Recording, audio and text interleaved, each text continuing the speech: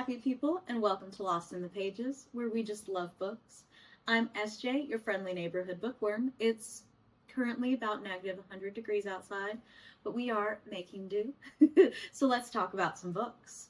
Today we're starting our Lesser Knowns That You Should Own series. So all the books in this series have 1,000 reviews or less on Amazon and 1,000 or less on Goodreads as well at the time of their selection.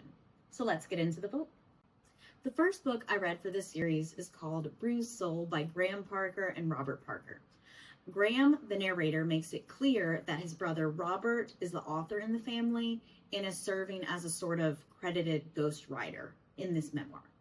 If that name sounds familiar to you, then you may also frequent the oddly satisfying portion of YouTube that is devoted to farming, because this book is by none other than the Hoof GP himself. There's a moment in the book where he talks about, in the early days of his YouTube channel, that he saw most of his views were coming from Americans living in cities versus the more local and more agricultural people that he had anticipated.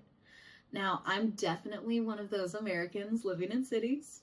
I'm very much a city girl, and the closest I've come to being on a farm was when I lost a flip-flop in a chicken coop that was full of poop in an attempt to save a seemingly stuck hen.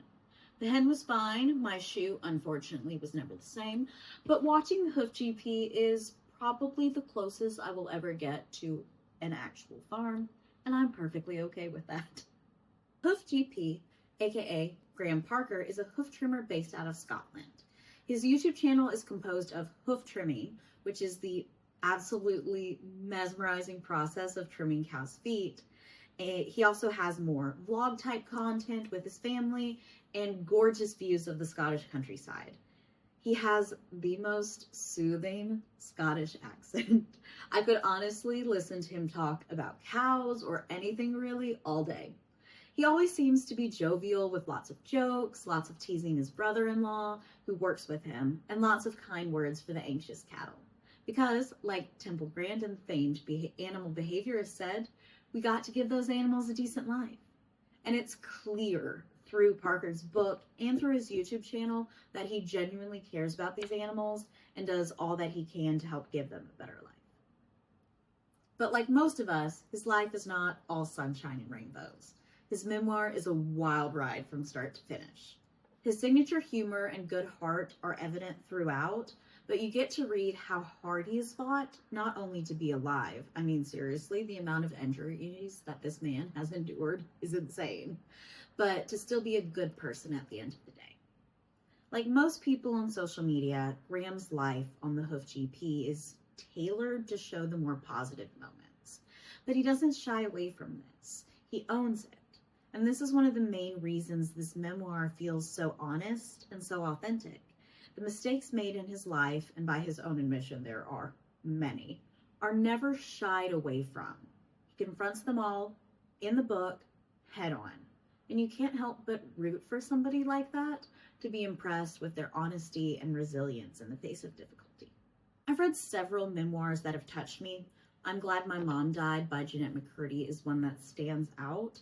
The link to the blog post about that book will be linked below. It's a book that won a lot of rewards, and rightfully so, because it's an amazing book. This book, The Bruised Sole, made me think of I'm Glad My Mom Died, because the two authors have a very similar approach. Each book perfectly blends heart-wrenching, gut-punching moments with elements of humor. You'll laugh, but you might almost cry too. Even though this book did come out fairly recently as far as books are concerned, it came out on about November 15th, it's still baffling to me that it doesn't have that many reviews. On the Hoof GP's website, it says that they sold about 40,000 copies in the first month, which is really good, but that hasn't fully translated into reviews yet. And I haven't heard as many people talk about this book, but it's definitely one that should be talked about. In addition to some truly hilarious and heavy emotional moments, in a similar manner to the Hoof GP YouTube channel, the book takes time to tell us about the setting and its history. It's no secret that Scotland is an absolutely beautiful country, but it's different to read about it in this memoir. Sections of it feel like a love letter to the country, like it's the author's love letter to Scotland in a way.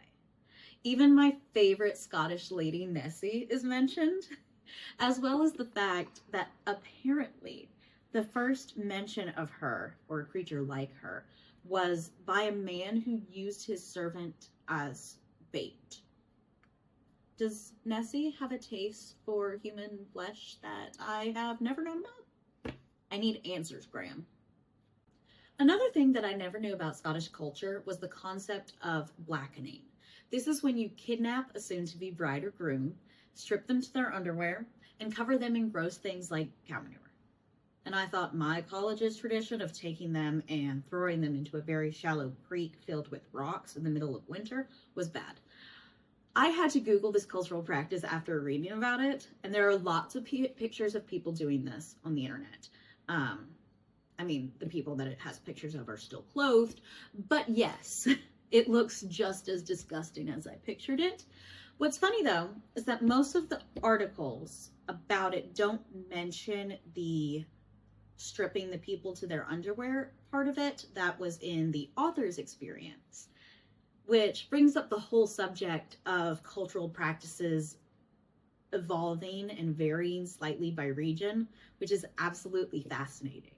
Like, who came up with this? And why?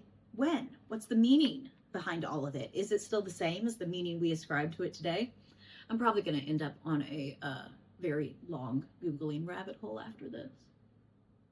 Reading the acknowledgments of a book is something that a lot of people skip, but I would definitely encourage you to read these. The way that Parker talks about his wife, Ashley, also known as Mrs. HGP, is so incredibly heartwarming.